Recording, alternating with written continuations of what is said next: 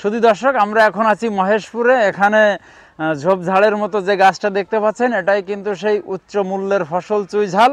দর্শক, কে কোথা থেকে আমাদের ভিডিওটি দেখছেন সকলে একটু কমেন্ট করে আমাদেরকে জানাবেন। তো আপনারা অনেকে জানেন আমরা এই উচ্চ মূল্যের ফসল চুইঝাল নিয়ে কাজ করি। তো চুইঝাল কিভাবে চাষাবাদ করতে হয় আমরা এটাও বলে থাকি।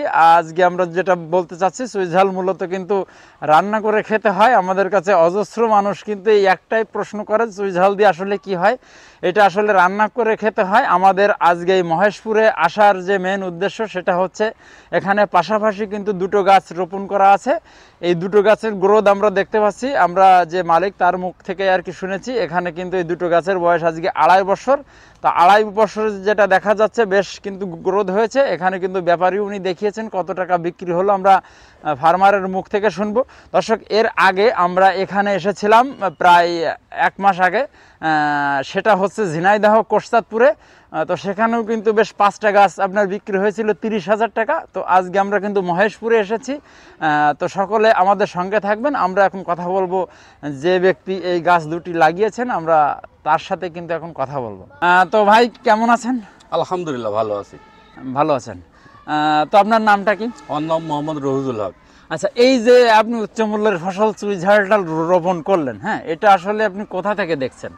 এটা আমি 3 বছর আগে ইউটিউব থেকে দেখেছি। দেখার পরে আমি আপনার কাছে ফোন দিয়েছি।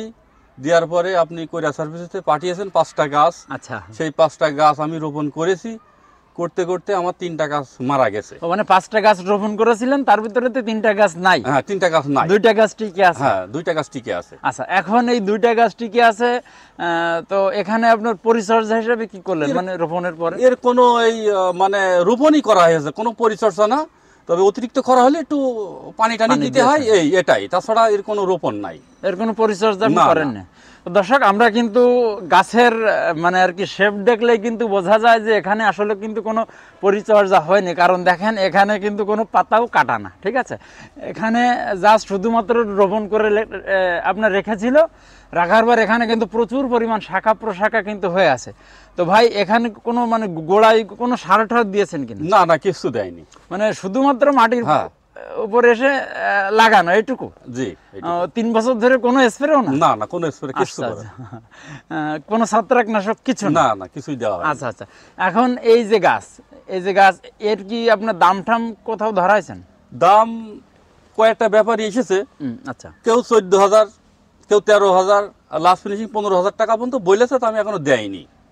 মানে 15,000 টাকায় দুটো গাছের দাম বলছে? হ্যাঁ, বলছে 15,000 টাকা বলেছে, আমি এখনো দেয়নি। আপনার ইচ্ছা মানে কি, যে এটা কত টাকা হলে আপনি বেচতে চাচ্ছেন? এই 2টা গাছ আনুমানিক 25,000 তো হতে হবে। 25,000? তো আমরা যেটা দেখলাম যে আপনার এই গাছ 15,000 টাকা ব্যাপারী যেটা দাম বলছে, একেবারে কিন্তু অসুবিধা মানে বলেনি। হ্যাঁ, আরো 2-1,000 টাকা হলে, আর আপনার যদি খুব বেশি সমস্যা না হয়, গাছের কিন্তু গ্রোথটা খুবই ভালো আছে। এটা যদি আপনি পারেন আরো 2-1 বছর কিন্তু রেখে দিতে পারেন। তারপরেও এর থেকে দাম আছে। দাম তো জনগণ কেউ জানে না এর যে কত মূল্য। এটা মনে করেন খুচরা যখন আমরা কিনতে যাই তখন 800 টাকা 900 টাকা এরকম কেজি কেনা লাগে। তো আপনি যখন পাইকারি কোনো ব্যাপারীর ধারে বেচবেন, তখন তারা কিন্তু 350-400 টাকা করে আপনার কিনবে। এখন কি আপনার এটা আপনার বাজারে কোথাও বিক্রি হয়? এখানে না, এখানে না হয় না। তবে যশোরে কিছু হালকা, তবে খুলনাতে বেশি। আপনার এলাকায় এখন না না, মানে ইউটিউবে দেখেছি খুলনাতেই বেশি। তো আপনার কপাল ভালো যে এটা যদি আমাদের এলাকায় এরকম মেন রোডের সাইডে হতো, আমাদের এলাকায় এই গাছ এতদিন টিকে থাকতো না। আপনার এলাকার লোক খেতে জানে না, এই গাছটা আসলে অত পরিচিত না, বিধায় কিন্তু গাছটা এখনো টিকে আছে। জি জি। তো আপনার এই যে দুটো গাছ আজকে সেম মনে করেন যে 15,000 টাকায় বিক্রি হচ্ছে, এই 15,000 টাকা বিক্রি হলে আপনি কি খুশি? অনেক কিছু করা নাই। আমার 5টা গাছ 250 টাকা নিয়েছে। আচ্ছা, 5টা গাছ ওই 250 টাকায় আর পুঁতিছি, আর তো কোনো আমার খরচ নাই এতে। আচ্ছা, এখন এই যে আপনার দুটো গাছে মনে করেন সেই 15,000 টাকা হলো, এখন আপনি কি চাচ্ছেন যে এইটা কি আরো সম্প্রসারণ করবেন, মানে আরো কি আপনি বাড়াবেন নাকি? হ্যাঁ, বাড়াবো। আমার সাইডে আর কিছু আছে, সেগুলো এইভাবে লাগানো আছে, কেবল এই 6-7 মাস বয়স। ও আচ্ছা আচ্ছা, মানে আরো বেশ কয়েকটা গাছ রোপণ করা আছে? হ্যাঁ, কয়েকটা গাছ রোপণ করা আছে। আমার সাইডে 10 শতক জমি আছে। এখন ওই জমিটুক আমি রোপণ করব। তাছাড়া চারার কথা তো আপনার বলা আছে, ওই চারা নিয়ে আমি ওই 10 শতক জমি রোপণ করব। ওখানে তো গেছো চুরি রোপণ করা যাবে না, ওখানে তো প্লেন জমি, যেহেতু ঝাড় চুরি রোপণ করবে। হ্যাঁ হ্যাঁ। তো নতুন যদি কেউ এই চুইঝালের চাষটা করতে চায়, হ্যাঁ, তার উদ্দেশ্যে আপনার পরামর্শ কি থাকবে? আমি চাই যে লাগাক, সে লাভবান হোক। তারপরেও বাড়তি কোনো খরচের জায়গায় এটা লাগানো হয় না।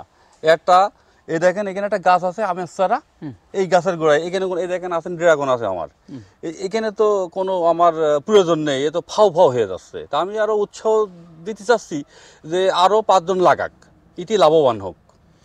তো ভাই, আমাদের সাথে এতক্ষণ সময় দেওয়ার জন্য আপনাকে অসংখ্য ধন্যবাদ জানাচ্ছি। যাক, আল্লাহ ভরসা। শুধু দর্শক, আজকে কিন্তু আমরা কথা বলতেছিলাম মহেশপুর থেকে। এখানকার যে ফার্মার রহুজুল ভাই, উনি কিন্তু আপনার এখান থেকে 2.5 থেকে 3 বছর আগে এই দুটো গাছ আর কি রোপণ করেছিলেন। তো আজকে কিন্তু বেশ 15,000 টাকা অলরেডি কিন্তু দাম হয়ে গেছে। তো আমরা তার মুখ থেকে শুনলাম সে কিন্তু আপনার চুইঝাল রোপণ করে অনেক খুশি। তো দর্শক, আমরা এই উচ্চ মূল্যের ফসল চুইঝালটা বাংলাদেশের সব জায়গায় সম্প্রসারণ করতে চাচ্ছি। তো আজকে আমরা এখান থেকে বিদায় নিচ্ছি। আমাদের ভিডিওর কোনো অংশ যদি আপনার ভালো লেগে থাকে অবশ্যই আমাদেরকে কমেন্ট করে জানাবেন। সকলের সুস্বাস্থ্য এবং দীর্ঘায়ু কামনা করে আমরা আমাদের আজকের প্রতিবেদন এখানে শেষ করছি। ধন্যবাদ।